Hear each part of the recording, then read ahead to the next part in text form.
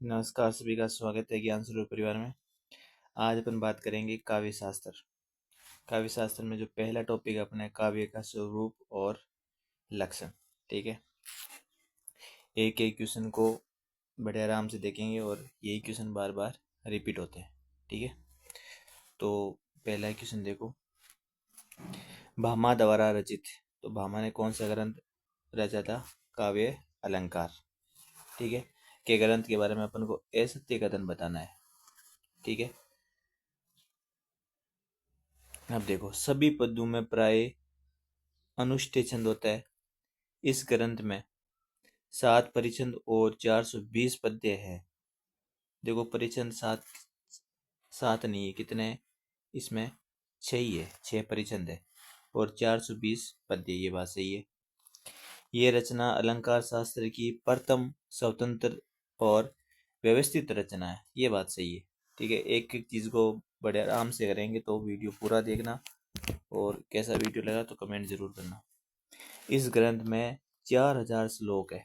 जो भामा का काव्य अलंकार ग्रंथ है उसमें कितने श्लोक है? 4000। और भामा ने 22 शब्दालंकारों का इसमें क्या करा है? आपके वर्णन करा है। ठीक है, अब देखो, जो अपन बात कर रहे हैं तो ये क्वेश्चन कॉलेज लेक्चरर में है, आरपीसी में। तो इसमें 6 परिच्छेद है ना, 7 नहीं, कितने? 6 है। तो आपको पता होना चाहिए 6 कौन कौन से हैं। जो प्रथम परिच्छेद है उसमें तो आपके काव्य लक्षण, भेद और काव्य साधन आते हैं। काव्य के भेद वगैरह प्रथम परिच्छेद में। द्वितीय और तृतीय में क्या आता है? अलंकार आता है। ठीक है, चतुर्थ में क्या आता है? आपके दोष आते हैं, परिच्छेद और दोष। तो डी से कर देता हूं मैं। और पंचम में न्याय आता है, एन। और जो छठा परिच्छेद है उसमें शब्द आता है। तो ये 6 परिच्छेद है। तो ये क्वेश्चन बड़ा ध्यान रखना, पूछ सकता है। और सभी पद्यों में प्राय क्या होता है? इसमें अनुष्ठेय छंद होता है। कितने पद्य है? 420।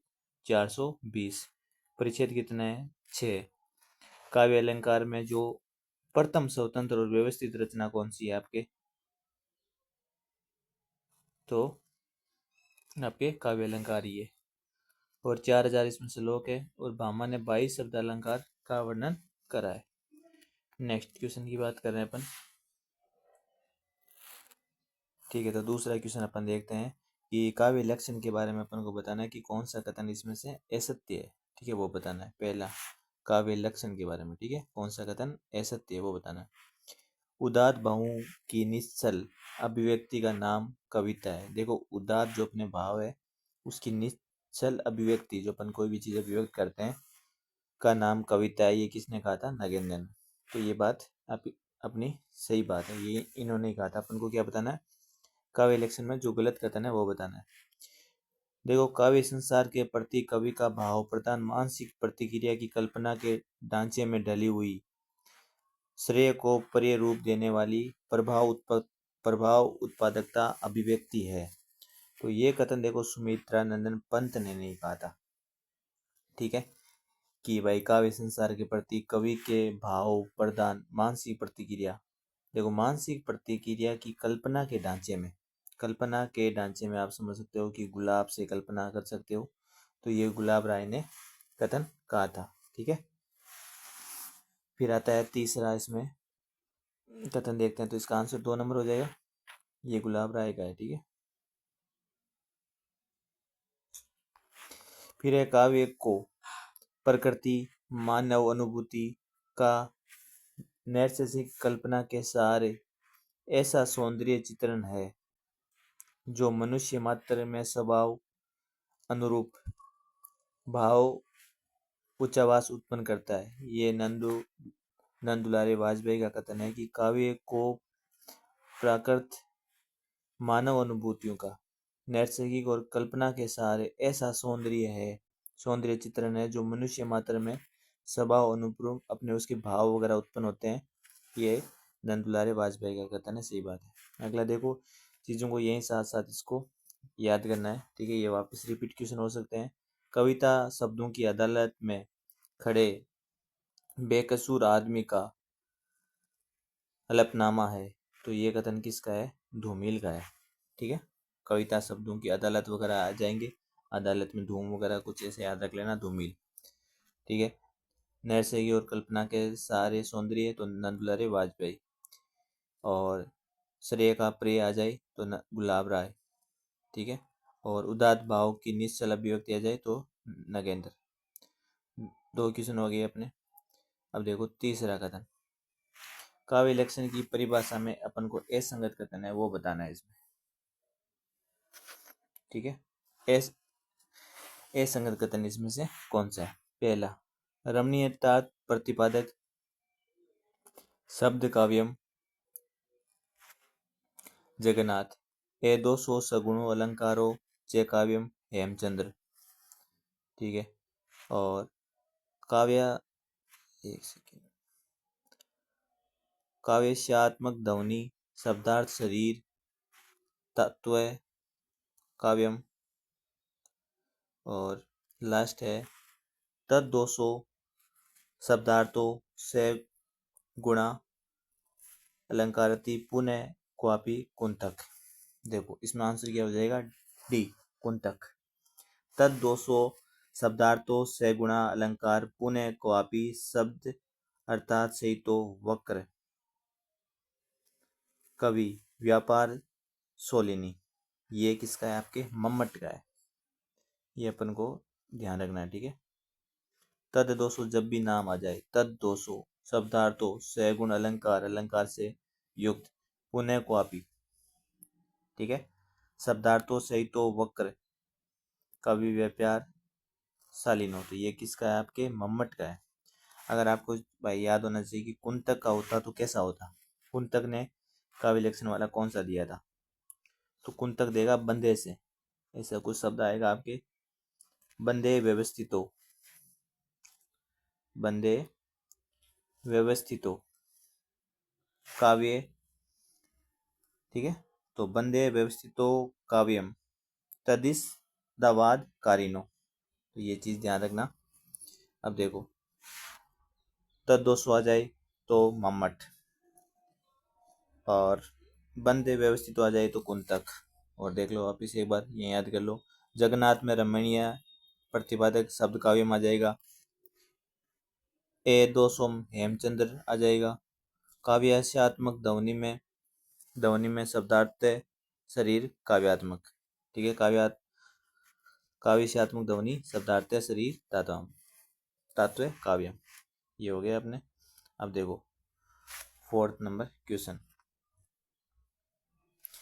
इसको क्वेश्चन को पूरा नहीं लिखा, आई थिंक, एक सेकेंड रुकना,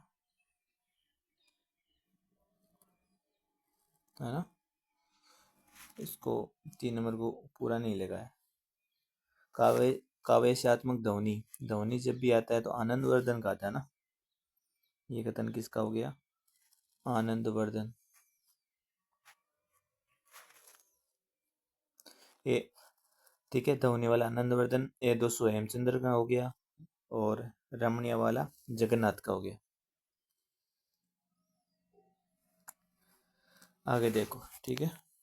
क्वेश्चन देखो, आराम से चलेंगे पर एक एक चीज को अच्छे से अपन इसको करेंगे।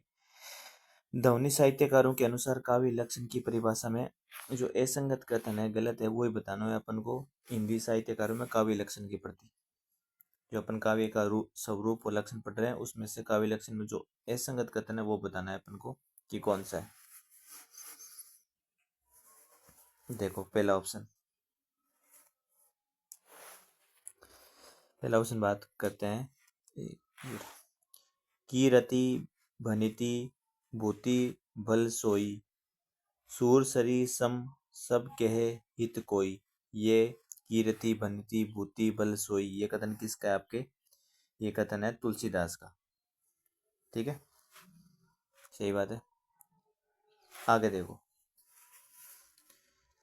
जदति सुजाति सुलचनी सुबरन सरस सुवर्त बसन विनुने बिरजाई कविता विनीता। कविता विनीता की जब भी बात आएगी तो केशवदास। सूर सरी सम के हित होई, कृति भ्रंति आ जाए तब तुलसीदास। जदति सुजाति और कविता विनीता केशवदास। दोष रहित अरु गुण सहित कछेबु कछुक अल्प अलंकार शब्द अर्थ सो कवित ताको जो विचार आपके कुलपति मिश्र। दोष रहित अरो, तो दोष रहित अरो में आपके आ जाएगा कुलपति मिश्र, सही बात है। सगुण अलंकार सहित, गुण अलंकार सहित, दोष रहित अलंकार गुण युक्त होना चाहिए, दोष रहित होना चाहिए। जो होई शब्द अर्थ वारो कवित विबुध कहत सब कोई, तो इसमें ये कथन क्या है, देव, ये देव का नहीं है, ठीक है। सगुण अलंकार सहित दोष रहित जो होई, ये कथन किसका हो जाएगा आपके, ये आपके चिंतामणि का कथन है, याद करो चिंतामणि का। तो वापिस आ सकता है, सगुण अलंकार सहित दोष रहित जो होई शब्द अर्थ वारो कवित विबुध कहत, ठीक है। तो ये चिंतामणि का, आप देव का कौन सा, देव का भी तो पूछ सकता है। तो देव जब भी आएगा उसमें ऐसा कुछ वर्ड आएगा, शब्द जीव, ध्यान रखना, शब्द जीव तिही, ऐसा कुछ वर्ड आएगा, अर्थमन, ठीक है। शब्द जीव तिही अर्थमन, ठीक है। तो ये चीज शब्द जीव से याद रखना, देव वाले में आएगा। क्वेश्चन नंबर आगे चलते हैं अपन 5 में। नाट्य को पंचम वेद किसने कहा था, ठीक है। आया हुआ क्वेश्चन है, नाट्य को पंचम वेद किसने कहा था। यूजीसी नेट में क्वेश्चन आया हुआ है, नाट्य को पंचम वेद। तो नाट्य को पंचम वेद किसने कहा था, आपके भरत मुनि ने कहा था। मोस्ट इंपोर्टेंट है, ध्यान रखना, नाट्य को पंचम वेद किसने कहा, भरत मुनि ने कहा था। अब देखो कुछ अपन भरत मुनि की बात कर लेते हैं। भरत मुनि क्या, दूसरी सदी ईसा पूर्व, आपको ध्यान रखना है, क्या आचार्य है, आचार्य भरत मुनि ने कौन सा ग्रंथ लिखा था, नाट्य शास्त्र। और नाट्य को क्या कहा था इन्होंने, पांचवा वेद, ठीक है। और धनंजय ने 10 रूपक नामक ग्रंथ की रचना की। धनंजय ने क्या करा, एक सेकंड, धनंजय ने 10 रूपक नामक ग्रंथ की रचना करी। और एक आपके ऑप्शन है भट्ट नायक, नायक था वो जो साधारणीकरण की अवधारणा दी थी, एस, ठीक है। 10 रूपक ग्रंथ धनंजय, भट्टनायक साधारणीकरण की अवधारणा, और 5वां वेद नाट्य को भरत मुनि ने कहा था। एक एक चीज वो आराम से देखते चलना, इससे डायरेक्ट क्वेश्चन एग्जाम में वापस आ सकते हैं। आगे देखो, कविता अपने मूल रूप में जीवन की आलोचना है। जो कविता है अपने मूल रूप में जीवन की आलोचना है, ये कथन किसने कहा था, तो ये कथन किसका है, ऑर्नेल्ड का कथन है। मैथ्यू ऑर्नेल्ड की कविता अपने मूल रूप में, जो कविता की ओरिजिनल फॉर्म है, मूल रूप में जीवन में क्या है, ये आलोचना है, ये ऑर्नेल्ड ने कहा था। आया भाई यूपी पीजीटी में, ठीक है। अब देखो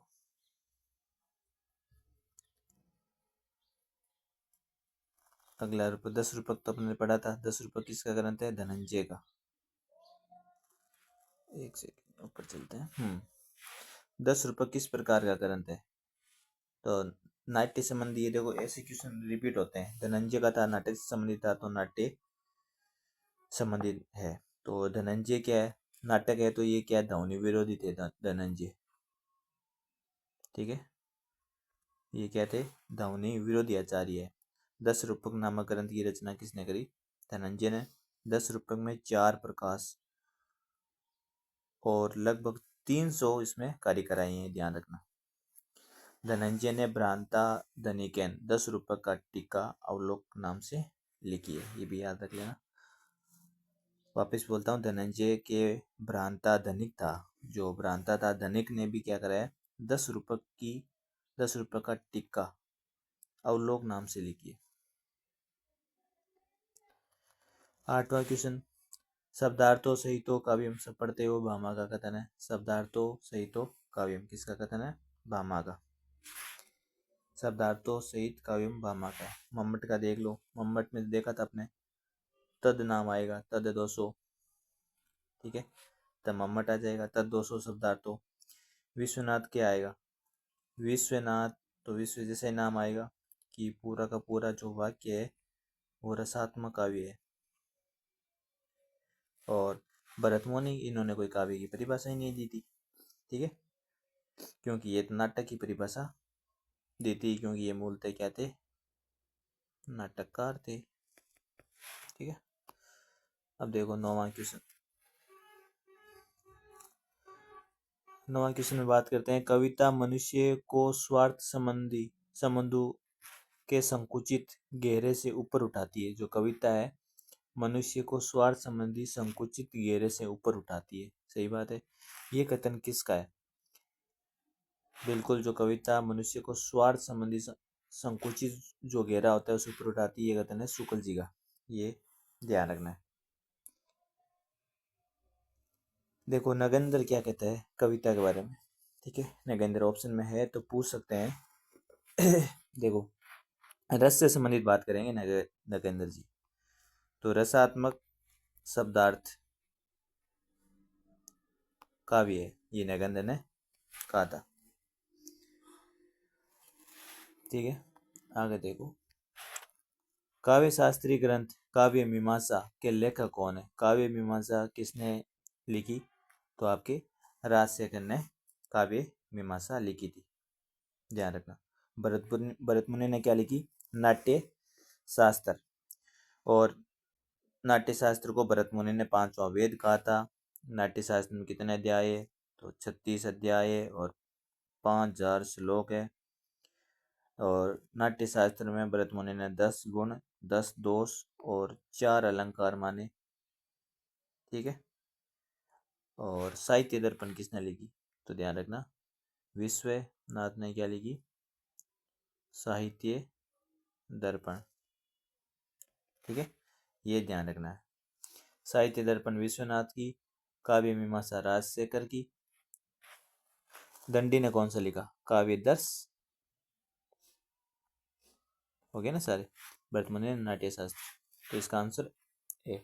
तो इसलिए आपको अगर क्लास अच्छी लग रही है तो कमेंट जरूर करना कि आपको कैसी लग रही है, इसको आगे कंटिन्यू करें या नहीं करें, आपके कमेंट जरूर करना। ठीक है, एक एक चीज़ को अपन आराम से देख रहे हैं, वापिस इसमें से क्वेश्चन आ सकता है।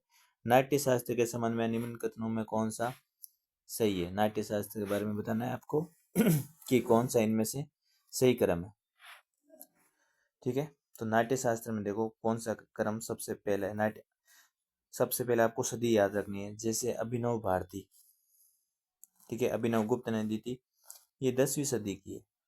ठीक है, इससे पहले अभिनव भारती किसी ऑप्शन में नहीं है। ठीक है, 10वीं सदी पहली थी। 10 रूपक है, ये भी देखा था अपन, पढ़ के आए थे। ये धनंजय है, पढ़ा था नाटककार के रूप में ना, नाटक में धनंजय 10 रूपक। इनकी सदी कौन सी थी? 11वीं। हो गया। फिर नाट्य दर्पण रामचंद्र गुणभद्र गुणचंद्र। नाट्य दर्पण कौन सी है? 12वीं की होगी। किसकी है? रामचंद्र गुणचंद्र। ठीक है, और लास्ट में आता है भाव प्रकाशन। भाव प्रकाशन किसका है? शारदा तन्य का। ये शारदा, और ये 13वीं सदी। तो ऐसे ध्यान रखना है। देखो वापिस बात कर लेते हैं।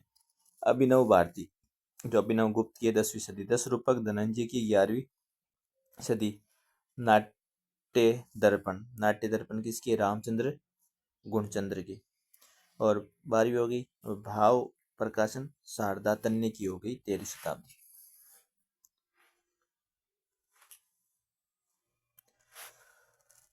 आगे देखो, कविता के संबंध में गलत कथन कौन सा है? कॉलेज लेक्चर 2015 में क्वेश्चन आया है कि कविता के संबंध में गलत कथन है वो बताना है। अब देखो पहला कथन देखते हैं, बिंब अमूर्त विषय को साकार करते हैं। जो अपने बिंब होते हैं कोई चीज के अपन लिए बनाते हैं, वो अमूर्त विषय को साकार करते हैं। ये बात तो सही है, गलत नहीं है। कविता में अनजानी दुनिया का सबसे पहला उपकरण शब्द है। बिल्कुल, कविता में जो पहला अनजानी दुनिया में पहला शब्द कौन सा? अपने शब्द है। मुक्तक छंद में भी अर्थ की लय होती है। बिल्कुल, मुक्तक छंद में क्या होता है? उसमें भी क्या होता है? अर्थ की लय होती है। कविता में शब्दों के प्राप्य होते हैं। शब्दों के कविता में, ये ध्यान रखना, कविता में शब्दों के प्राप्य प्राय होते हैं। ठीक है, ये नहीं होते, ये चीज ध्यान रखना। आगे देखो, अब देखो एक एक चीज में देखते हैं। कविता के संदर्भ में अपन बात करते हैं, इसमें तीन चीजें आपको ध्यान रखनी है। कविता की अनजानी दुनिया का सबसे पहला उपकरण कौन सा हो गया? शब्द हो गया, सही है। क्षण मुक्त में भी अर्थ की लय होती है, सही बात है। बिंब अमूर्त विषय को साकार कराता है, और कविता में शब्दों का प्राय होते हैं, ये बात इसकी एकदम पूर्णतः गलत है। तो ये तीन चीज अच्छे से याद कर लेना, ये वापस रिपीट हो सकती है। तद 200 नाम, देखो मैंने चीजें बता दी, जब ये नाम आ जाए तो इसको रट लो। तद 200 आते ही सीधे ही मम्मट लिख गया। तद 200 शब्द सगुणा, बाकी कोई दिक्कत नहीं। तद 200 आता है, ये इसी में आता है। तद 200 शब्दार्थों सगुण अलंकार करती है, पुण्य को पीछे, ठीक है। तो ये ध्यान रखना, आपके किसकी कथन है ये? मम्मट। तद 200 मम्मट, तद 200 मम्मट, ठीक है। आगे देखो, और अपन देख लेते हैं, इसमें एक ऑप्शन है आपके जगन्नाथ। इसका आप ध्यान रखना कि एग्जाम में कभी पूछ सकता है कि जगन्नाथ की बताओ रमणीयता प्रतिपादक शब्द काव्य। जगन्नाथ क्या करेगा? रमेगा। तो रमेगा मतलब रमणीयार्थ, ठीक है। जब भी दिख जाए तो आपके जगन्नाथ का आ जाएगा, रमणीयार्थ प्रतिपादक शब्द काव्य, ठीक है। उसके बाद और ऑप्शन देख लो, दंडी का देख लो, ठीक है। दंडी क्या करता है कि शरीर के ऊपर ही कुछ करेगा, क्योंकि काव्य दृश्य दंडी ने दी थी। शरीर ताव दृष्टार्थ, ये ध्यान रखना। शरीर के ऊपर ताव चढ़ गया तो डंडे से मारो, ठीक है, ऐसे याद कर लेना। रमणीय अर्थात में पंडित जगन्नाथ आ जाएगा, मम्मट में तद 200 मम्मट आ जाएगा। अगला क्वेश्चन नंबर 14 देखो।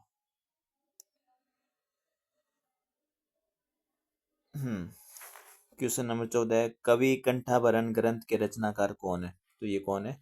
सैमेंद्र है कवि कंठाभरण के रचनाकार। अब देखो, दंडी ने मैंने बताया था काव्य दरस, ठीक है, हो गया। अब देखो नेक्स्ट, धनंजय का तो अभी कब से पढ़ के आ रहे हैं इसका, ठीक है। 12वीं सदी वाला धनंजय नाटक के रूप में 10 रूपक। 10 रूपक किसका हो गया? आपके धनंजय का।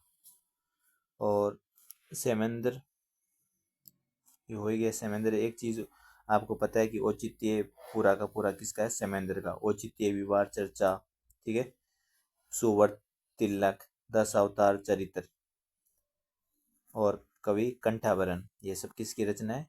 सैमेंद्र की रचना है, ठीक है। क्वेश्चन नंबर अपन आ रहे हैं 15 पे, ऊपर देखो 15 ही रहा। अगला क्वेश्चन देखो, रमणीय अर्थात प्रतिपादक शब्द काव्य। मैंने कहा जब भी रमने की बात आएंगी तो आपके जगन्नाथ रमने जाएंगे, ठीक है। इसका एक आप देख लो, मम्मट। मम्मट जब भी दिख जाए तो तद 200 कर देना। विश्वनाथ दिख जाए, ठीक है। विश्वनाथ वाला क्या था? रमणीय अर्थात प्रतिपादक शब्द काव्य तब आपके क्या आ जाएगा? जगन्नाथ। रमणीय अर्थात शब्द प्रतिपादक में आपके कौन आ जाएंगे? जगन्नाथ आ जाएंगे। अब विश्वनाथ वाली चीजें याद रखना। विश्वनाथ क्या कहते हैं? विश्वनाथ कहते हैं कि विश्व में और वाक्य में ज़्यादा कुछ फर्क नहीं है ना। यहाँ देखो, विश्व और वाक्य में ज़्यादा फर्क नहीं है, तो ये कहते हैं कि वाक्य में रस लाओ, ठीक है, वाक्य रसात्मक। देखो वापस बता रहा हूँ सबके, रमणीय अर्थात प्रतिपादक जगन्नाथ, मम्मट तद 200, भरत भरत मुनि वाला, विभाव, अनुचार, व्यभिचारी, संयोग, दरस, निष्पत्ति, ये भरत मुनि वाला था ना, दूसरी सदी ईसा पूर्व। विश्वनाथ में क्या था? पूरा विश्व का वाक्य रसात्मक काव्य, ये ध्यान रखना है। अगला क्वेश्चन नंबर 16 देखो, एक सेकेंड, चलो। व्योस नुरूपतम वस्तु वैसा वैसा नुरूपस गति प्रचार औचित्य के संदर्भ में उक्त कथन किस आचार्य का था? तो आपको ये याद ही रखना है। औचित्य के संबंध में प्रथम कथन ये भरत मुनि का था। इनका दूसरा हिस्सा पूर्व आपको पता ही है, और इनके ग्रंथ का नाम क्या है? नाट्य शास्त्र। ठीक है, तो आपको व्यो अनुरूप प्रथम वस्तु वैसा ऐसा कुछ सेंटेंस आ जाए तो ध्यान रखना आचार्य भरत मुनि का है। काव्य अलंकार सूत्रवर्ती, तो ये किसका है? वामन ने। और वामन ने कौन सा संप्रदाय चलाया था? रीति। रीति से संबंधित है वामन। काव्य अलंकार सूत्राणी या सूत्रवर्ती एक ही बात है, तो यहाँ पे वामन आ जाएगा। काव्य अलंकार सूत्रवर्ती में वामन। ठीक है, और वामन आपको पता है कि 8वीं शती के आचार्य है ये। ठीक है, और भामा का आपको पता है काव्य अलंकार ग्रंथ है, ऑप्शन में दिख रहा है ना आपको, ये भामा इनका काव्य अलंकार है। और जयदेव की क्या है? चंद्रालोक। ठीक है, नामक ग्रंथ लिखा। और दंडी का तो पता ही है, काव्यदर्श। तो आप ऑप्शन से भी काट सकते हो। देखो, दंडी का क्या है? काव्यदर्श। भामा का काव्य अलंकार, और जयदेव का चंद्रालोक, और वामन का काव्य अलंकार सूत्रवर्ती। अब देखो, काव्य शोभाकरण धर्मान अलंकार प्रक्षिप्ते, ये कथन किसका है? काव्य की जो शोभा बढ़ाने वाले अलंकार, ये किसका कथन है? आपकी काव्यम शोभाकरण धर्मान, धर्म वगैरह दंडे से, इसमें कुछ सेंटेंस आप याद रख लेना। ठीक है, एक आपका आया हुआ है आपके असिस्टेंट प्रोफेसर में आया हुआ है, और राजस्थान कॉलेज लेक्चरर में भी आया हुआ है, मतलब बार बार क्वेश्चन आया हुआ है। ठीक है, अब देखो, काव्य शोभान अलंकार जब भी आ जाए तो आप दंडी का याद रखना। और दंडी ने क्या दिया था? काव्य दर्श दिया था, ग्रंथ रचना का नाम है। ठीक है, अब देखो, इसमें एक ऑप्शन है मम्मट। मम्मट का ऐसा कुछ आए तो अंगाश्री त्वास अलंकार से याद करना। अंग से संबंधित दिया था, अंगाश्री